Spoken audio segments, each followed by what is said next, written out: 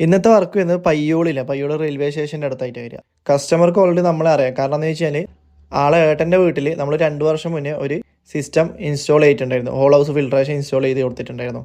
കസ്റ്റമർക്ക് അതിനുശേഷമില്ലേ സർവീസ് സപ്പോർട്ടും അതുപോലെ അതിപ്പോഴും നല്ല ക്ലിയർ ആയിട്ട് തന്നെ വർക്ക് ചെയ്യുന്നതുകൊണ്ട് തന്നെ കസ്റ്റമർക്ക് നമ്മളോട് നല്ല ട്രസ്റ്റ് ഉണ്ട്. അപ്പോൾ ഓൾറെഡി അവർ വാട്ടർ ടെസ്റ്റ് ചെയ്തതിന് ശേഷമായിരുന്നു നമ്മളെ കോൺടാക്ട് ചെയ്തത്. അതുകൊണ്ട് തന്നെ നമുക്ക് അതിൽ അയൻ്റെ കണ്ടൻറ്റ് ടെർബിഡിറ്റി കാര്യങ്ങളൊക്കെ മനസ്സിലാക്കാനും കസ്റ്റമർക്ക് അതിനെപ്പറ്റി പറഞ്ഞു കൊടുക്കാനും പറ്റി. അതിനുശേഷം നമ്മൾ സൈറ്റ് വിസിറ്റ് എടുത്തു. എങ്ങനെ ഇൻസ്റ്റാളേഷൻ ചെയ്യാൻ പറ്റും, എവിടെ ചെയ്യാൻ പറ്റും എന്നൊക്കെ കസ്റ്റമറായി ഡിസ്കസ് ചെയ്തു. അതോട് നമ്മൾ എമൗണ്ടും കാര്യങ്ങളൊക്കെ പറഞ്ഞ ശേഷം ഇവിടുത്തെ വർക്ക് സ്റ്റാർട്ട് ചെയ്തു. ഇവിടെ ഇപ്പോൾ ടെർബിഡിറ്റി അയണിൻ്റെ കണ്ടൻറ്റും കൂടുതലില്ലോണ്ട് തന്നെ നമുക്ക് സെറ്റിൽമെൻറ്റ് ചെയ്തതിന് ശേഷം മാത്രമാണ് വെസൽ വെച്ച് ഫിൽട്രേഷൻ ചെയ്യാൻ പറ്റുള്ളൂ. അപ്പോൾ ടാങ്കിലേക്ക് പോകുന്ന സമയത്ത് തന്നെ ഫിൽട്രേഷൻ ചെയ്യാൻ പറ്റില്ല.